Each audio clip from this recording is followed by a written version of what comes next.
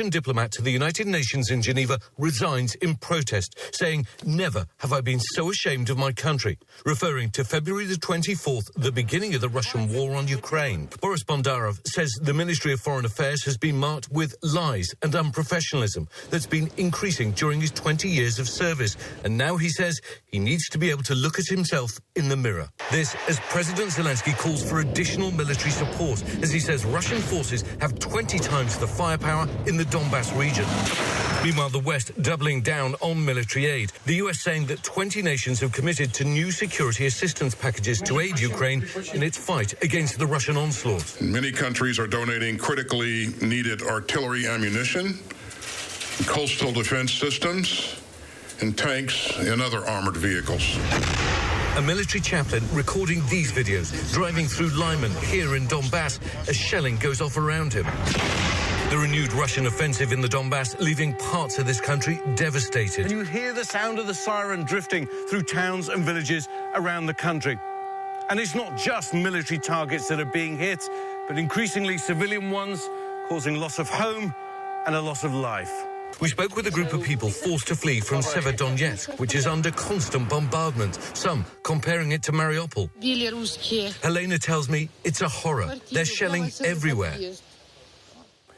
Dan, there are tentative indications that the battle here in the east is not going that well for the Ukrainians right at the moment. The Russians are making incremental progress, taking a few small villages around this area. President Zelensky saying the most difficult fighting situation in the country today is right here. You know, today marks 3 months since this war began. Sites like this are now pockmarked around the country. Everyone is weary of this war. It's taken so many lives, it's driven millions of people from their homes. But there's still grit and determination in Ukraine. There is no plan B for Ukrainians, and they need all the help from the world that they can get. Diane? All right, Ian Panel in Kramatorsk, Ukraine. Thank you. And foreign correspondent Tom Sufi Burridge joins me live now from outside Kyiv with more on this. Tom, President Zelensky has sharpened his tone a bit, warning that the next few weeks will be difficult. What are you seeing there? Well, I think we heard from Ian there about the intensity of the fighting out in the east. Remember, that ramping up of the offensive in the east by Russia began about a month ago after Russia withdrew from areas around the capital where we are. And we're seeing, as Ian said, incremental gains by the Russians, no major breakthrough. And Zelensky warning, really, that Russia is flattening parts of the eastern region of Ukraine called the Donbass. Let me just take you through where we are now. We're by a sort of tennis court area just north of Kyiv. You can see the building adjacent to the courts completely smashed up. Look across the surface of the courts. Can you see how it's pockmarked? Tiny holes all over it, presumably from whatever flew in here, the shrapnel, the shards of metal which fly out, and that's why civilians get killed in places like this. You can see the impact down here from whatever flew in, creating that kind of crater. And actually, down on the road, across the tarmac, pockmarked, probably the worst type of shrapnel I've seen in years of covering conflict in this country. These type of signs are consistent with munitions like cluster bombs. Remember, they are banned under international law in civilian areas. We're in a civilian area here, houses there, houses over this side too. All right, Tom. How could the new $40 billion aid package President Biden signed over the weekend help Ukraine? Well, we chatted to a senior Ukrainian diplomat this morning, a very influential Ukrainian MP who is working on lobbying the U.S. predominantly, but also U.S. allies on getting more weapons into this country.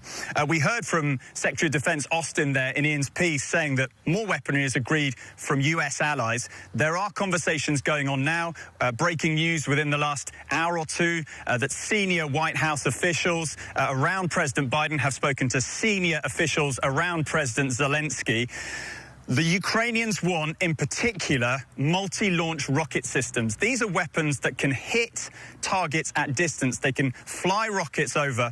The concern for the US and its allies is that Ukraine might use those types of weapons to hit targets in Russia, and Russia would use that to escalate things in terms of the conflict with the West. But the Ukrainians say that is not the case. They'll just hit targets in their land, Russian targets in their land.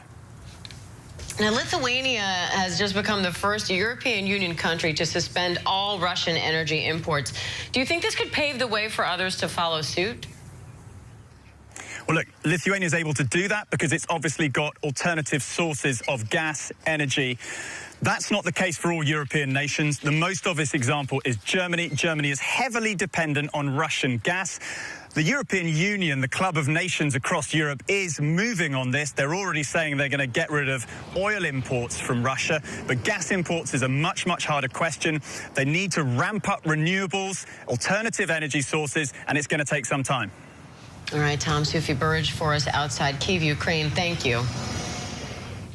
Coming up, what happened after an airport brawl between a former NFL player and an airline employee. Stay with us.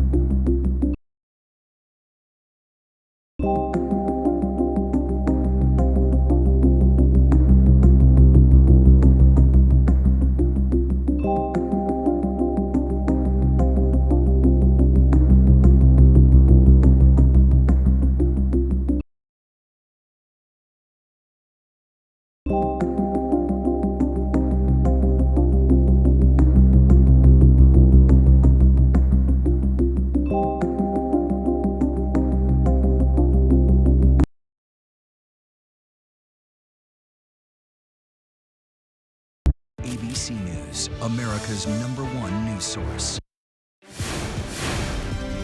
Welcome back. We're learning some new details now in the search for a Texas yoga instructor wanted for murder. Investigators say Caitlin Armstrong killed a professional cyclist for having an affair with her boyfriend. Now Armstrong's father is speaking out. Chief National Correspondent Matt Gutman has the latest from Austin, Texas. We love you, Katie, and we are going to figure this out. The father of missing murder suspect Caitlin Armstrong speaking exclusively with ABC News. I know her, and I know how she thinks, and I know what she believes, and I know that she just would not do something like this. I know her. I know her. He says his daughter is not capable of committing the crime she's charged with, shooting her alleged romantic rival, rising cycling star Mariah Wilson.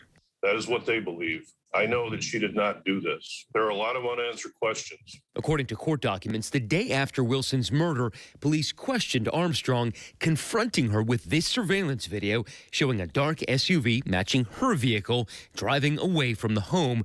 Wilson was found with a deadly gunshot wound. Now, that's the camera that captured that Jeep Grand Cherokee driving up this alley. Minutes later, those shots were fired. Wilson was killed. But what's surprising is that none of the neighbors here said they heard anything. When detectives told Armstrong the video made things not look too good, they wrote in the report she nodded her head up and down as if in agreement. That's when investigators say she asked to end the interview and was allowed to leave. By the next morning, Armstrong's social media accounts were reportedly wiped clean, according to the arrest affidavit.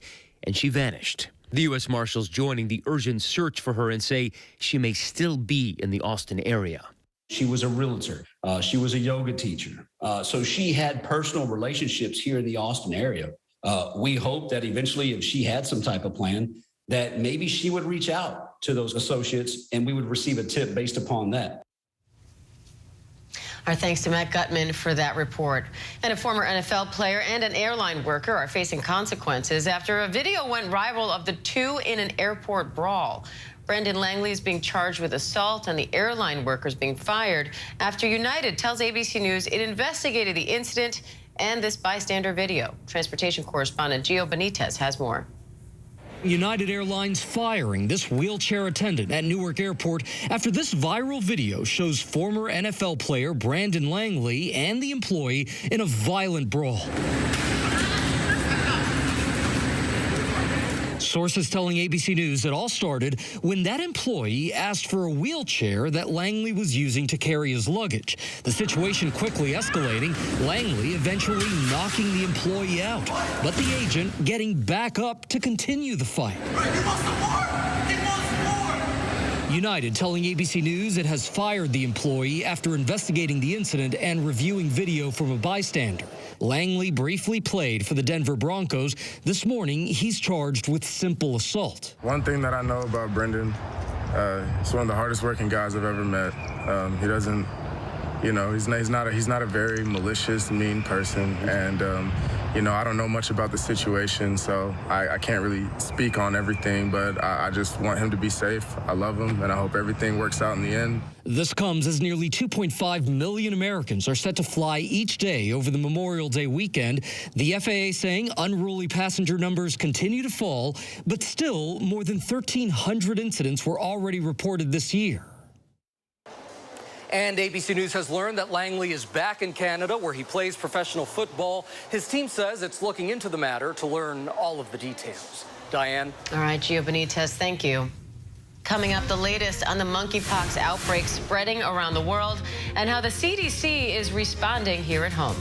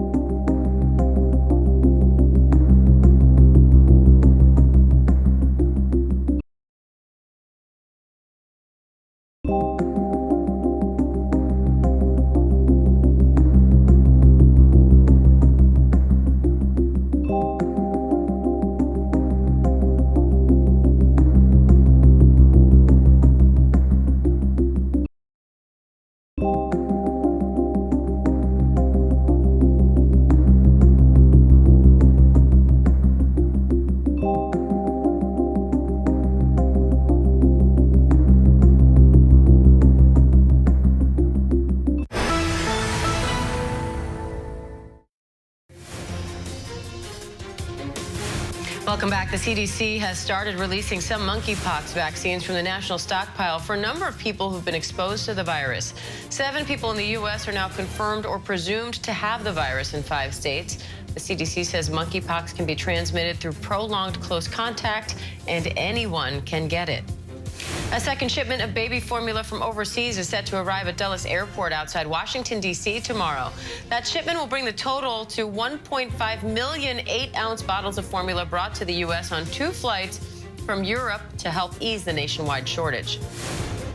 Gas prices have hit another record as tens of millions of people are set to hit the road for Memorial Day weekend.